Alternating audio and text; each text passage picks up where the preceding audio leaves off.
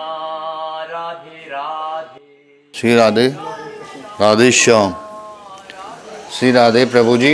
इस तरफ ललिता सखी है, इस तरफ राधा रानी है। ये राधा जी की प्रधान सखी है। राधा अष्टमी आती है, उससे 2 दिन पहले आती है बलदेव छठ। उस दिन ललिता जी का जन्मोत्सव होता है। और राधा अष्टमी के बाद आती है वामन द्वादशी। उस दिन ललिता जी का और ठाकुर जी का ब्याह होता है वामन द्वादशी को। ये राधा जी की प्रधान सखी हैं।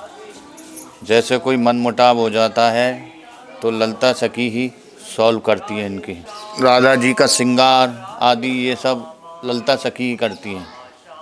ठाकुर जी ने इनको आचार्य की उपाधि दी हुई है। जब संग महाराज हुआ था तो शंकर भगवान आए थे, तो उस दिन शंकर भगवान को सखी वेश ललिता सखी ने ही दिया था। और हरिदास जी इनके अवतार हैं। ठाकुर जी के और राधा रानी के अंतर्भाव को भी जानती हैं ये ललिता सखी। जैसे अपन प्रधानमंत्री के पास जाएंगे, पहले उसके पीए से मिलेंगे। जब प्रधानमंत्री तक पहुंचेंगे तो ठाकुर जी को भी इनकी इजाज़त लेनी पड़ती है ललिता जी की राधा रानी से मिलने के लिए।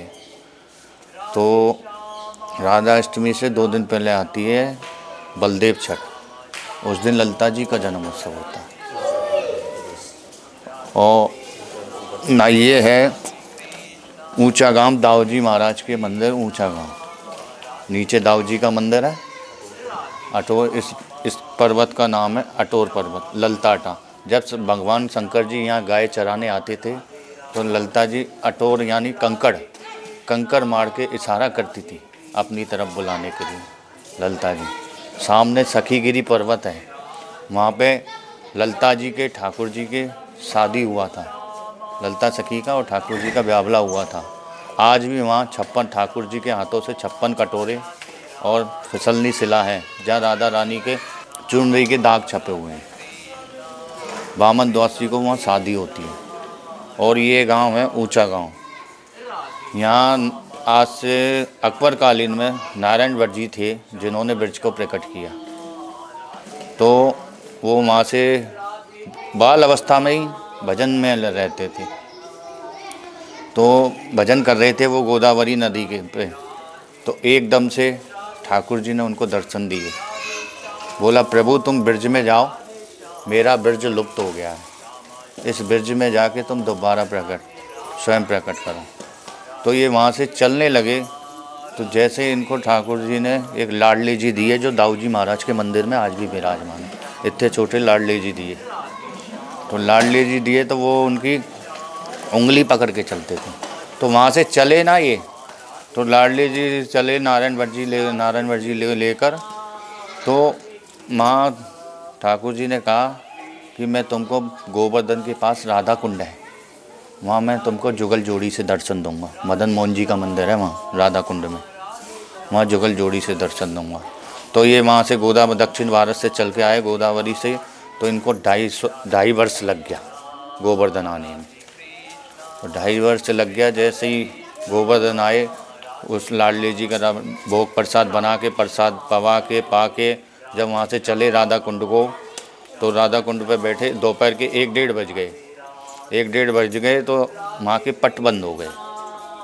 तो जैसे ही आप यहाँ बैठे हो, ऐसे ही वो जाके नारायण भट्ट जी और वो लाडले जी वहाँ बैठ गए। तो जैसे ही बैठे तो स्वयं ठाकुर जी ने पट खोल दी। और जो लाडले जी थे वो उनकी उंगली पकड़ के चलते थे नारायण भट्ट जी। ये नारायण भट्ट जी हैं, ये जिन्होंने ब्रज को प्रकट किया। लाडली जी बिगड़े भी इनने ही प्रकट किया है। तो ये जैसे ही वहाँ से जुगल जोड़ी से दर्शन दिए, फिर राधा कुंड इनके द्वारा ही स्थापित है। ब्रज लुप्त हो गया था ये अकबर कालीन में। तो ये वहाँ से चल के आए, फिर यहाँ बरसाना रुके। बरसाना में ऊपर राधा जी का महल है, उससे थोड़ी दूर आके ये रोज़ाना भजन करते थे। तो भजन करते जैसे ही, तो वहाँ एक छोटी सी 8-10 कन्या थी, वो रोज़ाना खेलने आती थी। एक दिन अकेली जी श्री जी उनके पास पहुँच गई। तो वो बोलते हैं, लाली लाली तू कौन है? लाली लाली मैं रोज़ाना देखता हूँ, तुझको दर्शन करता हूँ, तो कौन है लाली? तो वो बोली मैं श्री राधा जी हूँ और यहाँ लुप्त हो गई। तो उन्होंने फिर वहाँ से निकाल के वहाँ श्री जी महल में विराजमान करी। जब वो सखियों के संग ऐसे ही अष्ट सखियों 84 कोष में आज भी वो लाडले जी, जो छोटे से लाडले जी नारायण भट्ट जी के संग आए, परिक्रमा लगाते हैं रोजाना। तो ये जैसे ही ब्रज में चलते थे तो इनकी उंगली पकड़ के चलते थे नारायण भट्ट जी की, लाडले जी। और जैसे ही कोई दिख जाता था आपस में तो लुप्त हो के टाँट पे विराजमान हो जाते थे मूर्तियों में। उनकी समाधि भी है नारायण भट्ट जी की, उन्होंने जीते जी यहाँ समाधि ली। और ये दाऊ जी का मंदिर है, जो क्या था कि ये यहाँ भट्ट जी की समाधि है, जहाँ पे वहाँ त्रिवेणी कूप है, जहाँ स्वयं गंगा जमुना सरस्वती त्रिवेणी कूप है वहीं नारायण भट्ट जी की समाधि के पास। जो नारायण भट्ट जी ने प्रयागराज खुद आया था यहाँ चल के कि प्रभु जी आप ब्रजवासी को वहाँ क्यों नहीं भेजे? बोला जब भट्ट जी ठाकुर जी ने हमको आदेश दे दिया तो हमने तो यहीं प्रकट कर दिए ना। तीनों गंगा जमुना सरस्वती उस कूप में तीनों संक्रांति पे और बामन द्वादशी पे तीनों धाराएं दिखती हैं। हम नारायण भट्ट जी की 18वीं पीढ़ी ब्रजाचार्य राधा रानी की द्वारा प्रकट है। जय जय श्री राधे। जय श्री राधे। देखिए इस समय हम ऊंचा गांव में हैं और यह राधा रानी की सबसे प्रमुख सखी ललिता सखी का गांव है और यहाँ पर उनका बहुत ही सुंदर मंदिर है। और अभी हमने जो नारायण भट्ट गोस्वामी के पीढ़ी हैं उनसे श्रवण किया कि कैसे ये जो यहाँ का मंदिर है, कैसे यहाँ का जो महिमा है उसका वर्णन किया उन्होंने। और नारायण भट्ट गोस्वामी वही हैं जिन्होंने इस ब्रज 84 कोष को प्रकट किया था।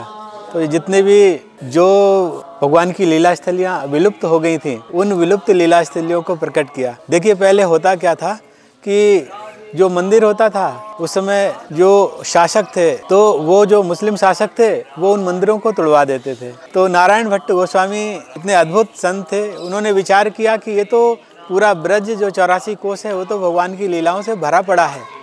तो ऐसी लीला स्थलियाँ प्रकट हों जिन्हें कोई तोड़ भी ना सके। और देखिए जितने सरोवर और इतने अद्भुत स्थान जो भगवान की लीला स्थलियों से संबंधित थे वो प्रकट हुए और उस प्राकट्य से आज पूरा ब्रज महिमा मंडित हो रहा है। तो इसी सुंदर ब्रज के 84 कोष के जो अद्भुत दर्शन हैं आप लोगों से हम इसी तरीके से शेयर करते रहेंगे। और हम सब लोग एक बार बोलेंगे जय जय श्री राधे श्याम, जय गौ माता, जय गोपाल।